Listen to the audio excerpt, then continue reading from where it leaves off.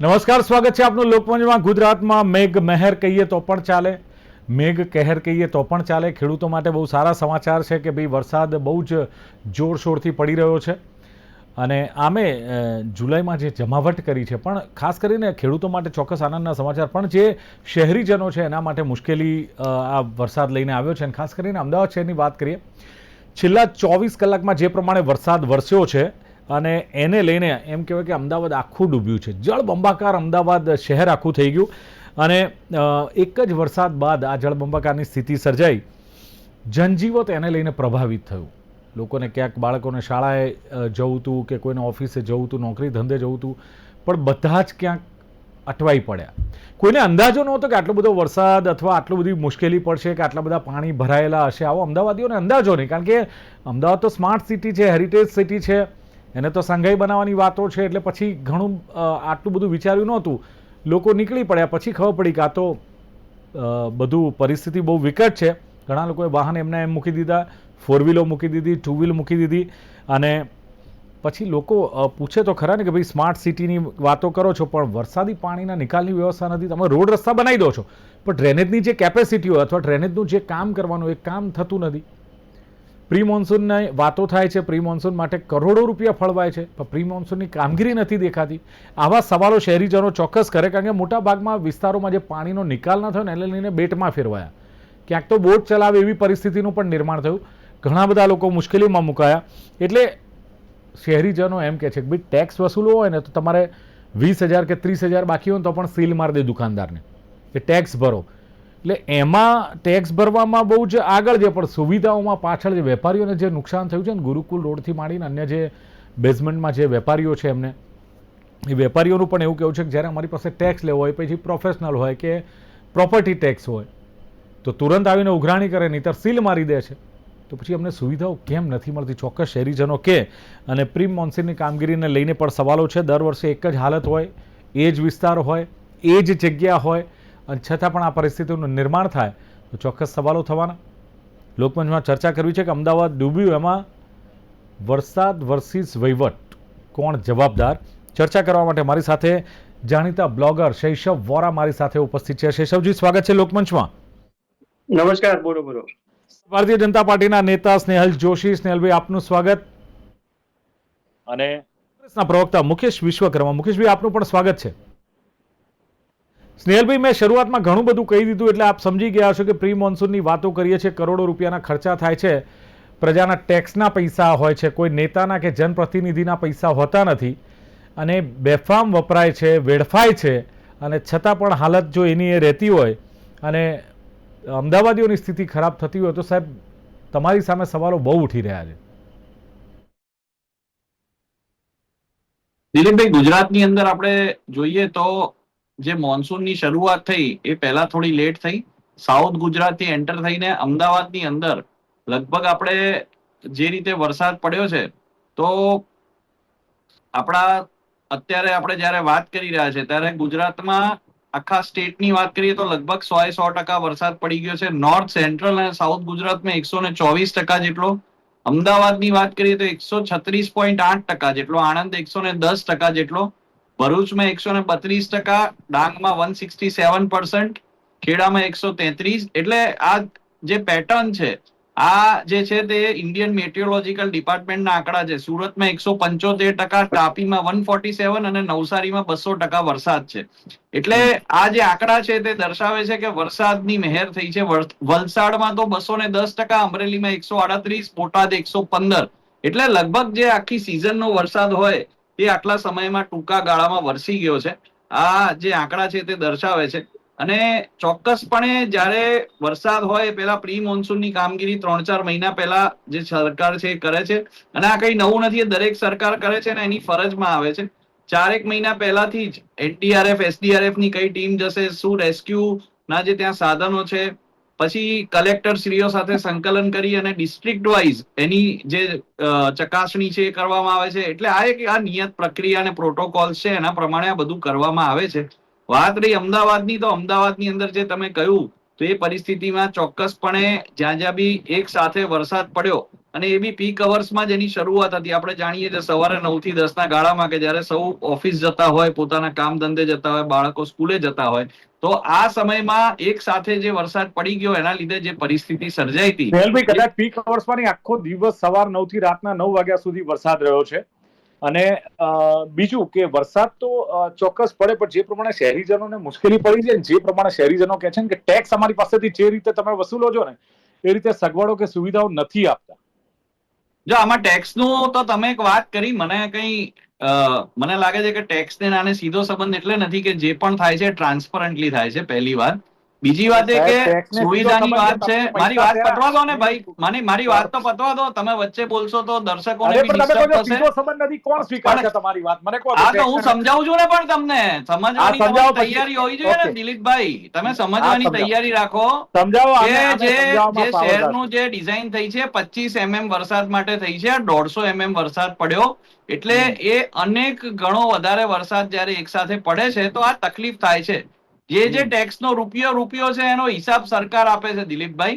એવું કોઈ જગ્યાએ નથી કે આ વસ્તુ જે છે તે અંધારામાં થાય છે. એટલે મને એવું લાગે છે કે જયારે આવું થાય ત્યારે રોષ આક્રોશ જનતાનો સ્વાભાવિક છે. અમારા મુખ્યમંત્રી, અમારા પ્રદેશ અધ્યક્ષ શ્રી, અમારા કાર્યકર્તાઓ, દરેક લોકો ફિલ્ડ પર છે. MLA, MP તમે જોશો, કોર્પોરેટર જોશો, તો એ જ્યારથી આ વરસાદ ચાલુ છે ત્યારથી જનતાની સાથે જ છે દિલીપભાઈ. એટલે મારું એ, હવે હું સવાલ કહીશ ને તો તમે દાવા સાથે કહી શકો છો ભ્રષ્ટાચાર નથી, એક પૈનો હિસાબ મળી શકે છે? આગળ હું સવાલ નહીં કરું, હા કહી દો એટલે જનતા નક્કી કરી લેશે. અને જનતાને આપણી, તમારી કે મારી વેલિડેશન ની મને લાગે છે કોઈની જરૂર નથી. જનતા બહુ સ્માર્ટ છે, જનતા શાણી છે. સાંભળો ભાઈ, તમે વચ્ચે, તમે દિલીપભાઈ પ્લીઝ વચ્ચે બોલવાની પ્રથા, વચ્ચે બોલવાની પ્રથા તમે બંધ કરશો તો અમારી વાત અમે જનતા સુધી પહોંચાડી શકીશું. જનતાની ને અમારી વચ્ચે તમે અવરોધ બનવાનો પ્રયાસ પ્લીઝ ના કરો. સ્નેહલભાઈ, તમારી વેલિડિટી નથી, એઝ એ એન્કર મારી વેલિડિટી છે. હું બોલું એ મને એટલું તો હોવું જોઈએ કે હું કદાચ સાચું બોલું, થોડું ગપ્પા ન મારું. હા, તો બોલો ને, સાચું આપ બોલો, અમે બધા સાંભળીએ જ છે ને. તમે કહો છો ને તમારી મારી વેલિડિટી નથી, મારી છે, તમારી નહીં હોય. હા, તો એવું તમે સમજતા હો. મારે એ કેવું છે કે જનતાને કોઈના સર્ટિફિકેટની જરૂર એટલે નથી કે જનતા સમજદાર છે, જનતા શાણી છે, જનતા ભણેલી છે, જનતા બધું ઓનલાઈન જોવે છે, જનતાને બધું જ ટ્રાન્સપરન્ટલી ભારતીય જનતા પાર્ટીની સરકારોમાં ઓનલાઈન જોવા મળે છે. એટલે જ મારે કેવું છે કે જનતાને છે ને એના પોતાના નિર્ણય લે છે જનતા, અને અમે જનતાની સાથે જ છે, અમે જનતાના એક ભાગ છે. જનતા બેઠી છે. ચલો શૈશવભાઈ, જે પ્રમાણે વાત થઈ રહી છે કે ટેક્સ ને આને સંબંધ નથી, એક તો બહુ સરસ વાત એમણે કરી કે દિલીપભાઈ એક મિનિટ, આ એક વાતને પકડીને તમે છે ને આને ખોટી રીતે ચલાવવાનો પ્રયાસ ના કરો. તમે મારી વાતને ખોટી રીતે અહીંયા રિપ્રેઝન્ટ કરીને આ ખોટી રીતે તમે રિપ્રેઝન્ટ કરી રહ્યા છો. મેં તો વરસાદમાં પાણી ભરાવા, વિકાસ થવા અને લોકો જે ટેક્સ આપે છે એની અંદર ટેક્સમાંથી એક રૂપિયો વપરાય છે. એટલે તમે અહીંયા એક ખોટું નરેટિવ ફેલાવવાનો મહેરબાની કરીને પ્લીઝ ટ્રાય ના કરશો દિલીપભાઈ. તમે કહ્યું જનતા નક્કી કરવા દો, જનતા નક્કી કરવા દો. જનતા તો નક્કી કરીને જ અમને સેવા કરવાનો મોકો આપે છે, એમને કરવા દો ને ભાઈ. તમે વાતને ખોટી રીતે પ્રસ્તુત ના કરો શૈશવભાઈ આગળ, એટલે મેં તમને રોક્યા. જી, તમે કહ્યું ટેક્સ ને આને લેવા દેવા નથી, બોલીને ફરવાનું મારું કામ નથી, તમે ફરી શકો છો. બોલો શૈશવભાઈ, બોલો. મારો પ્રોબ્લેમ એટલો જ છે કે સત્તાધારી પક્ષના અત્યારે જે આપણી પાસે પ્રવક્તા બેઠા છે એમના જ પક્ષના ધારાસભ્ય સવારે પહોંચ્યા વાસણા બેરેજ ઉપર, અને 132 ફૂટનું જે લેવલ હતું એ જ્યારે તમે 127 ફૂટે લાયા, અને ત્યાર પછી અમદાવાદમાંથી પાણી ઉતરવાનું ચાલુ થયું. છેલ્લા 7-8 વર્ષથી આ માથાકૂટ ચાલી રહી છે. વાસણા બેરેજનું જે પાણી છે 132 ફૂટના લેવલે આપણે કેમ રાખીએ છીએ, જ્યારે આપણને ખબર છે આટલી બધી આગાહીઓ આપણું જ સરકારનું જ તંત્ર કરે છે, કોઈ બહારનું તંત્ર નથી કરતું. મેટ્રોલોજીકલ ડિપાર્ટમેન્ટ છે, સરકારનો એક ભાગ છે. અમદાવાદ મ્યુનિસિપલ કોર્પોરેશનને, એટલે વહીવટી પાંખને ખબર નથી પડતી, અને ચૂંટાયેલી પાંખે જ હંમેશા જવું પડે છે. એકમાત્ર અમદાવાદના ધારાસભ્ય છે, છેલ્લા તમે એમની પાસે તમે રેકોર્ડ જોઈ લો છેલ્લા 5 વર્ષના, કે જે પોતે જાતે વાસણા બેરેજ ઉપર જઈને દરવાજા ખોલાવે છે, અને ત્યાર પછી જ અમદાવાદના ગરનાળાના પાણી ઉતરે છે. આ પરિસ્થિતિનું નિર્માણ કેમ થવા દઈએ છીએ આપણે? શું 2 કલાક, 4 કલાક, 5 કલાક વરસાદ ક્યારે આવશે નક્કી નથી, પણ વરસાદ આવવાનો છે નક્કી છે, કેમ કે આપણી પાસે આગાહી છે. ગઈકાલે રાત્રે ઉપરવાસના પાણીથી આજનું જ છાપું લખે છે કે 127 ફૂટનું લેવલ હતું, 132 ફૂટે પહોંચી ગયું. અને ગઈકાલે રાત્રે જે અમદાવાદ ધમરોળ્યું છે, જે ખરાબ હાલત થઈ છે, પ્રોપરલી ધમરોળાયું છે, એ પછી 123 ફૂટ એવું લાયા ત્યારે વહેલી સવારે આજે પાણી અમદાવાદનું ઉતર્યું છે. આપણને સીધો સંબંધ ખબર પડે છે કે વાસણા બેરેજના રૂલ લેવલ એના કેટલા ફૂટે પાણી છે એની સાથે અમદાવાદની અંદર કેટલું પાણી ભરાશે એનો સીધો સંબંધ છે. છતાંય આ વાત શા માટે, મને એમ નવાઈ એ લાગે છે કે સત્તા પક્ષના ધારાસભ્ય બિચારા જાતે જઈને અડધી રાતે ઉભા રહે છે, દિવસે ઉભા રહે છે. એ ધારાસભ્યને આપણે સલામ કરીએ છીએ કે બોસ તમને તો ખબર પડે છે, બાકી આટલા બધાને કેમ સમજણ નથી પડતી. કદાચ એમનું ભણતર શું છે મને નથી ખબર, પણ એમના કરતા કંઈક વધારે ભણેલા એન્જિનિયરો આપણી પાસે વહીવટી પાંખમાં છે, ચૂંટાયેલી પાંખમાં છે, તો આ લોકોને ખબર નથી પડતી. નંબર 2, આજે શેલા, બોપલ, ઘુમા, તમારે જે એ એરિયાના પાણી તમે નગર નિયોજન જે બનાવો છો, તમારી ટીપી મૂકો છો, બધું જ પાણી તમારે અમદાવાદનું, પહેલા અમદાવાદની ટ્રોપોલોજી સમજીએ તો અમદાવાદનું બધું જ પાણી છે એ તમારે સાબરમતી થ્રુ જ બહાર કાઢવાનું છે. અને નવા બનેલા, જેને નવો પશ્ચિમ ઝોન કહે છે, જેના ઓરડાની અંદર ભેળ્યો છે, એનું પાણી તમારે ભૂતકાળની અંદર એ નળ સરોવર તરફ કાંઠા વિસ્તારમાં જતું હતું, વચ્ચે મોટા હાઈવે બનાવ્યા. થેન્ક યુ, અમે ના નથી પાડતા, તમે વિકાસ કર્યો છે, પણ વિકાસને ડૂબાડ્યો પણ તમે જ છે.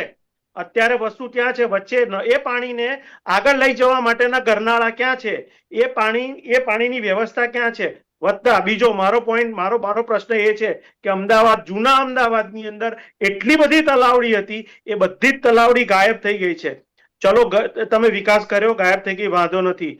પર્કોલેટિંગ વેલ તમે જ્યાં બનાવો છો ત્યાં બનાવવાની બદલે જે જૂની તલાવડી છે કે જ્યાં ભૂતકાળમાં તળાવ હતું, એ જમીન 400 થી 500 વર્ષથી એ જમીન પાણી અંદર ઉતારવા માટે ટેવાયેલી છે. એક્ઝામ્પલમાં ખાલી લખુડી તલાવડી આપું છું, તો એ લખુડી તલાવડી આગળ કેટલા પર્કોલેટિંગ વેલ કર્યા તમે? નથી. એટલે જ્યાં પાણી એનો રસ્તો કરે, આના માટે કોઈને કહેવાની સમજવાની જરૂર નથી. બંને મિત્રો બેઠા છે, વિદ્વાનો છે, અને અમને એઝ અ પ્રજા તો અમને ખબર જ છે કે પાણી એનો રસ્તો કરે છે. તો પાણી જે રસ્તે જતું હતું, જ્યાં જતું હતું ત્યાંથી જમીનમાં ઉતારો. નવા પર્કોલેટિંગ વેલ ખોટી જગ્યાએ કરી અને પાણી ના ઉતરે એવી વ્યવસ્થા ગોઠવી. એના કરતા જે જૂની તલાવડી હતી એ અત્યારે અમદાવાદ હજી નકશા જૂના પડ્યા છે, એમાંથી શોધી અને ત્યાં પર્કોલેટિંગ વેલ કરી અને એ પાણી ઉતારો. હવે અને એક જ ગીત ગાયે રાખવાનું કે 25 mm માટેનું સર્જાયું છે. છેલ્લા 10 વર્ષથી વરસાદની પેટર્ન કોઈ પણ રીતે કોઈ બી જગ્યાએ 8, 10, 15 ઇંચ પડી જ જાય છે. તો પછી આપણે એ પ્રમાણે આપણે ઉત્ક્રાંતિમાં જેમ આપણે હોમો ઇરેક્ટસ માંથી નિએન્ડરથલ ને એ બધામાંથી આપણે હોમો સેપિયન્સ થયા, તો આપણા વિચારોમાં બી અને આપણા આચારમાં બી આપણે એમાં આગળ આવવું પડે. વરસાદની પેટર્ન બદલાય છે તો પછી આપણે એ પ્રમાણે હવે કામ કરવું પડે ને એ પ્રકારના આયોજન કરવા પડે. કેમ ના થાય? શૈશવભાઈ, મનસા બહુ મહત્વનો ભાગ ભજવતી હોય છે. મુકેશ વિશ્વકર્મા, આપનું શું માનવું છે કે જે પ્રમાણે વધારે વરસાદ પડે કે 12 ઇંચ કે 15 ઇંચ કે 17 ઇંચ એક સામટો પડી ગયો, કારણ કે જયારે સત્તા પક્ષને પૂછે ને એટલે આ વાત આવે છે, થોડી ગળે ઉતરે છે. તમને ગળે ઉતરે છે કે કેમ કે આટલો વરસાદ પડી ગયો એક સામટો એટલે પાણી ભરાય છે, ભલે પછી તમે 48 કલાક સુધી એ પાણીમાં જ અવર જવર કરો? પ્રથમ તો તમારી ગુજરાતની ટીમને જે રીતે ગઈકાલથી તમે પ્રજાની તકલીફ વર્ણન કરો છો ટીવીમાં, અને અત્યારે પણ તમે ચિંતા કરી એ બદલ તમને અભિનંદન. બીજી વાત એવી છે કે એક સામટો 10, 12 કે 15 ઇંચ વરસાદ પડે તો 100% પાણી ભરાઈ જાય, એ વાત સનાતન સત્ય છે. એ વારે વારે ન બોલીએ તો પણ ચાલે. પણ અમદાવાદમાં વરસાદની શરૂઆત થઈ એ એકદમ પડ્યો નથી.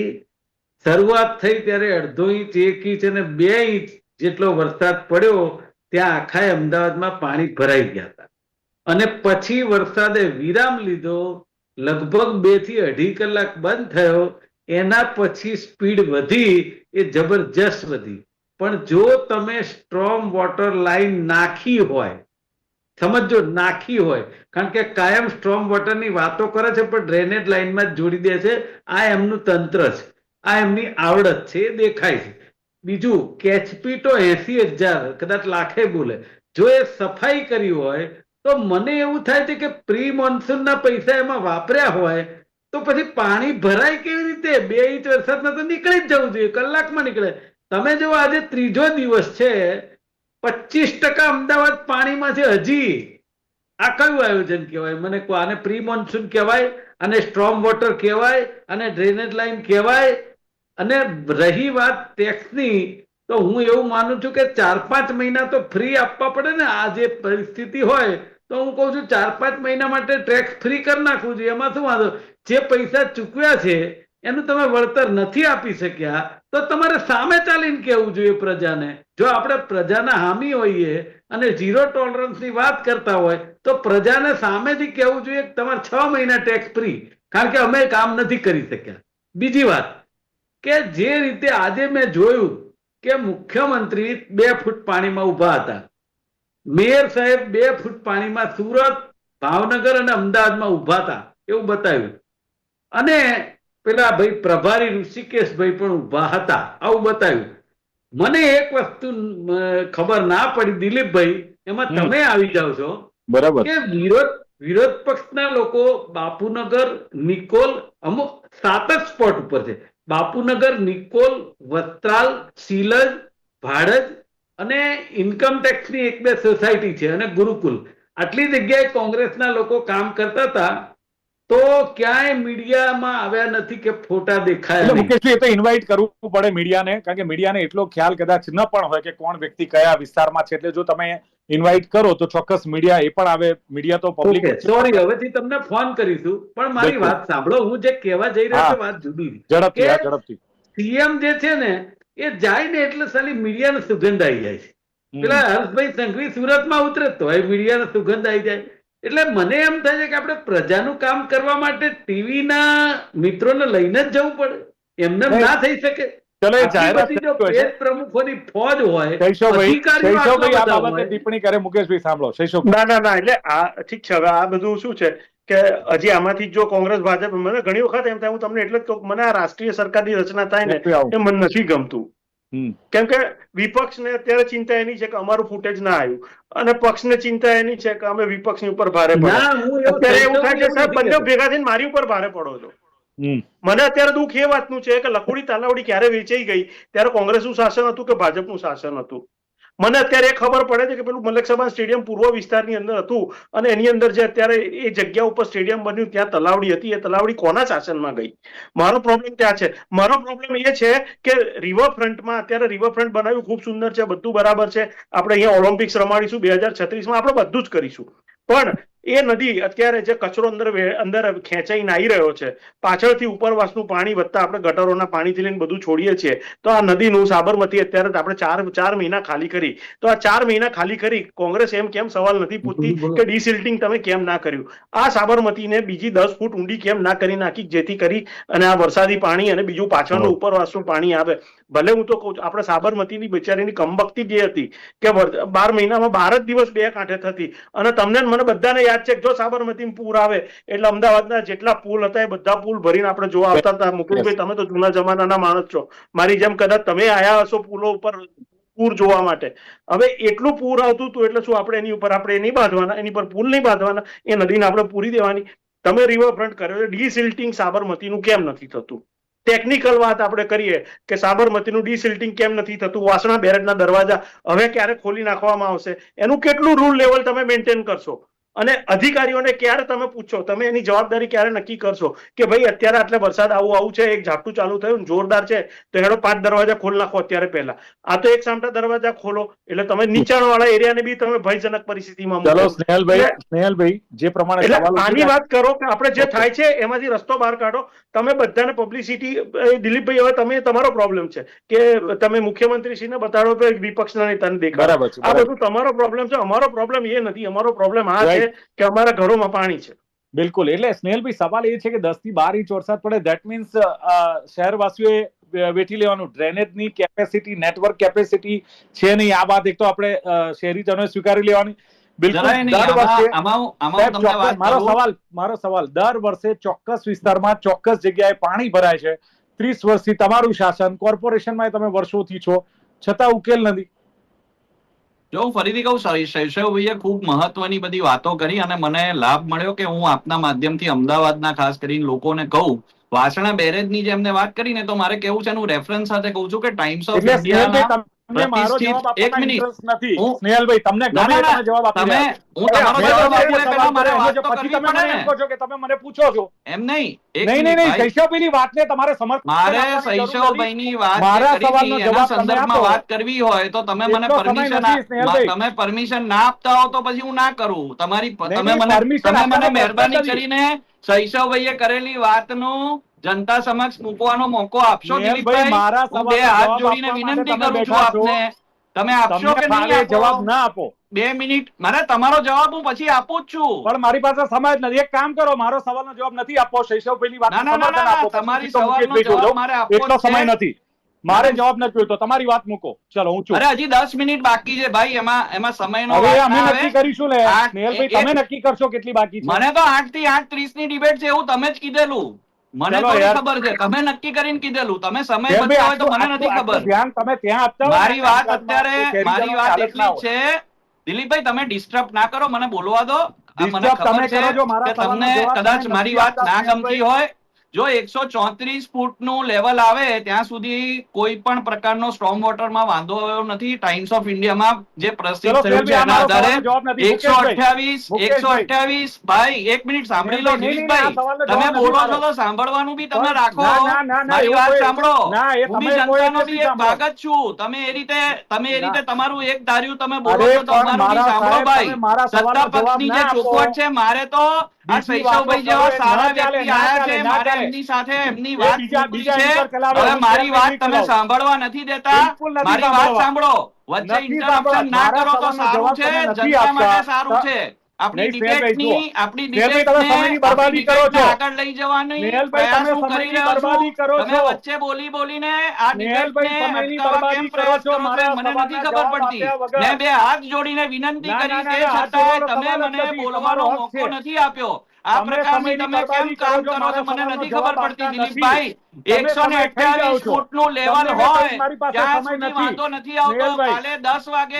ખોટી વાત છે. 134 થયું, ચલો, 10:30 that's all, પતી દરવાજા ગઈ ખુલ્યા, debate. મારે તારે જવાબ 127 જ નું નથી લેવલ લેવો. આવી ચલો ગયું ભાઈ, હતું. debate એ પતી વાત ગઈ. છે. સ્નેહલભાઈ. અને આ જે છે ચલો, એ ઓકે, સ્પષ્ટ debate વાત જ છે. પતી. કોઈ પણ Sorry, પ્રકારનું મુકેશભાઈ, હું વાસણા તમારી માફી બેરેજની માંગુ અંદર છું કોઈ કે પણ હું તમને પ્રકારની પૂછી ત્રુટિના નથી લીધે શકતો. કોઈ કારણ કે પ્રોબ્લેમ સ્નેહલભાઈ નથી મારા થયો સવાલના દિલીપભાઈ. અને બીજી રીતે સ્નેહલભાઈ બીજી રીતે ગોળ ગોળ ફેરવાનો પ્રયાસ કરે છે. મુકેશભાઈ, સોરી, હું તમને નથી પૂછી શકતો, મારા સમયની મર્યાદા છે. તો આ હતી લોકમંચ કાર્યક્રમ, અને એમાં જે શહેર જે પાણીમાં ડૂબ્યું છે અને એમાં વરસાદ વરસી વહીવટ, જે પણ પ્રવક્તાઓ હતા, જે પણ તમારી સમક્ષ વાત મૂકી છે, એનો ન્યાય પ્રજા કરશે.